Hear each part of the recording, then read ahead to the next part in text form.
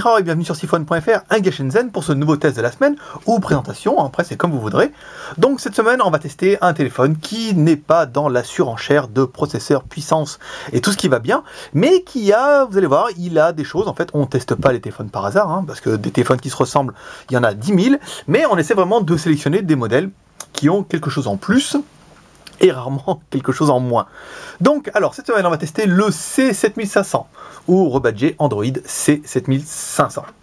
Donc, le téléphone, première chose, il est fabriqué par par l'usine qui fait les Oppo. En fait, c'est une grosse usine hein, qui fait des phones de Shanghai, forcément, à la base. On vous expliquer ça dans l'article mardi après-midi.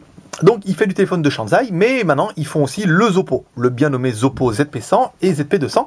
Et ça en fait c'est un téléphone qui vient de chez eux.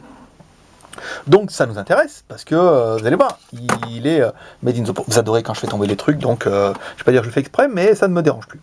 Donc voilà, finition à l'arrière, vous avez vu, c'est vraiment... nous on n'a jamais vu ça en fait, hein. Ça fait vraiment...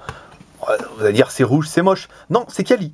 C'est d'un bloc, il n'y a pas de plein de scotch, plein de bricoles, de machin. C'est pas des téléphones de Shanghai. On est quasiment dans de la gamme et de la finition d'un téléphone qui pourrait être vendu dans un magasin tel que Zoppo, THL ou autre. Donc toujours deux cartes SIM, une ici, une ici. Ça aussi, hein, c'est vraiment la première fois qu'on voit ça. En fait, normalement les SIM elles sont côte à côte, l'une au-dessus de l'autre. Là, elles sont vraiment séparées. Et bon, c'est les petits détails qui font que qu'on aime vraiment bien ce téléphone. La batterie, je vous fais voir au format propriétaire. Alors ça, c'est quand même super pas terrible, mais bon, c'est pas grave. Le téléphone, on a vachement aimé en fait ce petit côté liseré rouge et tout, et l'arrière. Voilà, regardez. Alors là, libre à vous de dire. Moi, je suis pas branché. Hein. Maintenant, je suis plus branché. On va acheter ces Samsung. Mais vous me direz, est-ce que celui-là, il ressemble vraiment à un téléphone du marché, ou est-ce que c'est vraiment un design unique? Si ça ressemble à un téléphone qui existe, c'est pas de bol. Mais le design est bien. Si c'est un design unique, dans ce cas, bravo Zoppo, parce que dans ce cas, ils nous ont fait vraiment un modèle qui sort de l'ordinaire. Vous voyez, ce petit look, comme ils appellent ça, 3G, un peu de l'aérospatial, designé un peu comme ça. Moi, personnellement, j'aime beaucoup. Donc, on va faire la mise en route du téléphone. 1, 2, 3, 4, voilà, c'est parti. Donc sur le côté gauche, la connectique micro USB, sous le côté droit, bouton volume plus moins, sous le dessous, l'ouverture du capot et le micro, et sur le dessus, un jack 3.5 et le bouton power on-off. On va se mettre ici. Donc le téléphone tourne avec un processeur MT6513. Et là, je vous entends dire, oh, oh, mais aussi, on va vous dire le prix, hein. On va commencer peut-être par non, on va faire le prix à la fin. Donc voilà, le téléphone, donc il tourne avec un processeur MT6513, donc un 650 MHz. C'est pas le dernier processeur de dernière génération, mais par contre, il a un écran 4 pouces 3 en QHD. Et voilà, on peut pas tout avoir. Donc en fait, ça c'est vraiment une spécialité Zoppo, hein. C'était les premiers à nous faire le coup, à mettre des écrans QHD. Pour le grand public. Donc là, ce Zoppo ce C7500 ne déroge pas à la règle. Il vient vraiment des usines Zoppo et il a un écran QHD. Donc c'est un 4 pouces 3 avec un écran QHD qu'on aura bien aimé en 960 par 540. On va commencer par le benchmark. C'est quasiment la chose que j'oublie à chaque fois et que je me fais vite à la fin pour bien ramer. Donc le téléphone obtient un score de 1648, forcément, c'est quasiment la moitié des téléphones avec le nouveau processeur, mais tout se justifie. Après, c'est vraiment un modèle d'entrée de gamme, mais c'était aussi la volonté, c'est un modèle d'entrée de gamme en QHD. Donc voilà, aussi, ça ira aussi avec le prix. Donc, au niveau des caractéristiques, donc c'est bien MT6513, le processeur tourne bien non pas à 650 MHz, mais à 668 MHz. On va se mettre un petit peu comme ça on verra un petit peu moins ma main. Voilà, ça c'est bon. La résolution 540 par 960, donc c'est vraiment de la QHD. Et la RAM, pas BZF, hein, 450, mais ça suffit en fait, hein, vu que c'est un téléphone d'entrée de gamme, on n'a pas besoin de lui mettre 1 Go. Et de la ROM, 221, donc c'est-à-dire qu'une carte micro SD sera quand même relativement agréable. Et la version Android 2.3.5. Donc voilà. Donc présentation, alors un téléphone, c'est bien un double SIM. Voilà. Donc. Oh, je l'ai raté. Voilà, et je suis droitier. Alors, je vous dis pas avec la main gauche, c'est une catastrophe. Voilà, donc les yeux, je vais peut-être essayer comme ça. Attendez. Voilà, c'est mieux comme ça. Hein, on verrait moins ma main. On tourne. Et vous avez vu le joli trépied qu'on vous a fait voir quand même dans le JT11. Hein, c'est la classe. Hein. Voilà. Donc le téléphone, alors double SIM, la batterie on a vu, hein, c'est une 1730 mAh. Bon, bah, ça paraît un peu beaucoup sur le papier, mais bon, pourquoi pas, c'est pas mal. La mise en route on a fait, c'est bien un double SIM. La version Android, bah, vous l'avez vu, hein, c'est une version 2.3.5. Donc on va essayer là dans les paramètres.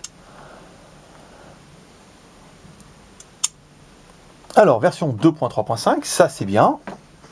On nous a reproché un peu de ne pas pousser assez les tests, mais si vous voulez plus de tests, il va falloir aller à la FNAC. On ne peut pas passer 1h30 à rester dehors, à faire des tests avec la lumière, à l'angle, machin, le GPS, le truc, mettre des vidéos HD, des jeux et tout. Tous les téléphones sont sur la même base, hein, donc si ça marche avec un, ça marchera avec les autres. Donc on revient sur la home. Hop là, on va revenir là. Ça c'est bon. Oh, j'ai un peu de mal hein, aujourd'hui. La musique, bah forcément, notre ami Brutesmir, elle est là. Hein. Oh, j'ai dit Brutesmir. Allez, vous pouvez vous moquer, c'est moi qui paye. Voilà, ça c'est bon. Donc il fait la photo, il fait les vidéos. Hop, on va pas repasser là-dessus. Le clavier, hop, on l'a pas fait voir, il est en AZERTY. Je vais le remettre un petit peu comme ça. Voilà, j'ai pas dit décidément, j'ai pas vraiment trouvé la bonne position du tout là. On fera mieux la prochaine fois. Je dis ça à chaque fois. Donc le clavier bien configuré. Alors on rappelle, hein, tous les téléphones qui partent de chez nous partent avec le clavier AZERTY. On les fait configurer ici, c'est-à-dire que c'est en français, on met le clavier en AZERTY. Ça veut dire tout bien. En fait, en théorie, vous n'avez rien besoin de faire ou de toucher. S'il y a le market, forcément, il est en français. Donc là, on va regarder sur celui-là. Le market, il est bien ici. Donc il démarre bien. Vous devez ajouter un compte, patin, coup fin. On s'en fout. L'appareil photo. Donc l'appareil photo, il est bien, hein, il nous donne un petit peu des... vous voyez, il y a un peu, on a tendance à croire qu'il y a un autofocus, alors que non. Il fait des photos, des vidéos, voilà. Donc c'est un classique, hein, c'est une version 2.3.6, donc on n'a rien, enfin 3.5.5 même, donc on n'a pas un téléphone qui est exceptionnel, mais qui a quand même plusieurs atouts qu'on va vous résumer tout de suite. Alors pour moi, les plus et les moins, ben, son écran 4 pouces 3 en QHD, hein. Je veux dire pour un modèle d'entrée de gamme, c'est bien, c'est sympa. Je veux dire si vous avez un peu plus d'argent, ben, prenez-vous un Oppo ZP100, forcément on sera plus rapide, il y aura Android 4.0 et on aura du QHD, on aura un téléphone plus haut de gamme, mais là c'était vraiment l'idée de faire un modèle plus agressif au niveau de tarif. Donc l'écran c'est un 4 pouces 3 QHD, résolution 960 par 540, donc normalement il doit le résumer ici, patin coup fin. Bon voilà, ils ont tendance à gonfler un peu les chiffres, donc on va pas trop s'attarder là-dessus. Parce que 4 Go de RAM, 4 Go de ROM, faut pas déconner non plus. On a vu que non. Alors, ce qu'on a bien aimé aussi, bah, c'est le MT6513. Hein. On rappelle, le MT6513, c'est un processeur qui est, alors, entre guillemets, qui est donné pour du dual-core. En fait, c'est pas vraiment un dual-core, c'est une partie du processeur qui est pour la gestion du téléphone, c'est-à-dire un 650 MHz, voire 660 comme on a pu voir dans le benchmark, et une partie qui est pour la gestion réseau et la gestion graphique. Donc là, on a bien un téléphone qui est compatible 3G avec SFR, Orange, Bouygues et tout ce qui va bien. Le téléphone, il est sous Android 2.3.5. Ça, c'est bien, c'est agréable, hein, c'est un téléphone. Donc il n'y aura pas d'upgrade en 4.0, hein, le processeur ne pouvant pas supporter un 4.0. L'appareil photo, donc testé pour nous, bah, ça fait des photos en 8 millions, hein, ça devrait être, je sais pas ce qui est marqué derrière, sur la boîte. Et hop, tombé, ça fait 2 fois. Support, 4 pouces 3, GPS. Non. Donc là, l'appareil photo, il est donné pour du 5 millions de pixels, donc certainement interpolé en 8 mégas. Donc nous, on a bien fait des photos en 8 mégas, on compte les pixels, un par un, et on vous donne la résolution en direct. Les vidéos, alors il fait des vidéos en... c'est-à-dire, il fait des vidéos en presque HD, quoi. Il fait des... Alors la résolution, c'est 864 par 480. Mais qu'est-ce que c'est que ce format pourri? C'est incroyable. Autant 720 par 480, on avait du mal, mais alors là, 864, ça correspond à rien. Mais bon, voilà, c'est du 864 par 480, donc même pas de la petite HD, hein, parce qu'il nous faudrait du 1080 par 780, par 720, donc là, on a un truc qui correspond pas bien à grand-chose, pourquoi pas. Ce qu'on a bien aimé, bah, les deux batteries hein, en 1730 mAh, ça c'est bien, ça fait toujours plaisir hein, d'avoir deux batteries comme ça. On passe sur les cadeaux, hein, Parce que souvent les cadeaux, en fait, quand le fabricant nous les donne, en fait ça c'est les protos à chaque fois, ils nous donnent plein de trucs avec, et généralement les trucs nous sont facturés après. Donc soit ils nous les offrent, on vous les offre, soit on décide de les offrir parce qu'on peut le faire, soit généralement s'ils nous les facturent un peu trop cher, comme on a eu le cas avec les étuis à Rabat là, qui nous les vendent quand même, une super blinde. Donc généralement on les vend à côté, donc on passe là-dessus. Ce qu'on a bien aimé, le design. Personnellement je kiffe, hein, ce look un peu baroudeur, avion de chasse. Non, c'est vraiment original, hein, avec le double flash, un appareil photo bien. Moi j'ai bien aimé ça. Et le prix, 149 € quoi. Donc là, moins de 150 €, vous avez un bon petit téléphone sous Android, avec un écran QHD. On le rappellera encore une fois, avec un processeur qui tourne bien, un série MT, un 6573, excusez-moi. Et voilà. Les points négatifs de la bête. Alors, la RAM, hein, toujours un peu léger, en 512 MO. C'est pas beaucoup, mais en fait ça suffit, hein, pour mettre l'essentiel de vos applications. La ROM 220, là il n'y a quasiment pas grand chose. Il vous faudra obligatoirement mettre de la micro SD dedans. Point négatif, pas de mise à jour en 4.0. Normal, le processeur ne supporte pas la chose. Quoi d'autre, donc pas de 4.0. Qu'est-ce qu'on pourrait dire négatif, toujours un ancien processeur, mais voilà, c'était aussi une question de prix, hein. C'est un téléphone d'entrée de gamme, ancien processeur 650 MHz qui suffit largement, hein, ça vaut quasiment un entrée de gamme de chez Samsung, mais on a peut-être préféré un MT6575 à 1 GHz, mais bon, on peut pas tout avoir. Donc voilà pour ce petit test de ce Android C7500. Ah, on a oublié de dire dans les positifs qu'il est fabriqué par l'usine Zoppo, donc c'est quand même un gage de qualité et une bonne finition. Voilà. Qu'est-ce qu'on peut dire d'autre ?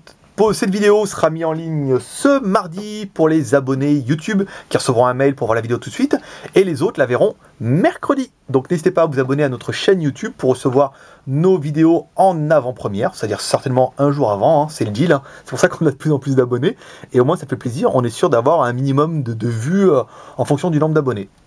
Si vous avez aimé cette vidéo, n'hésitez pas à la partager, à la mettre sur votre mur Facebook, à l'envoyer par Twitter.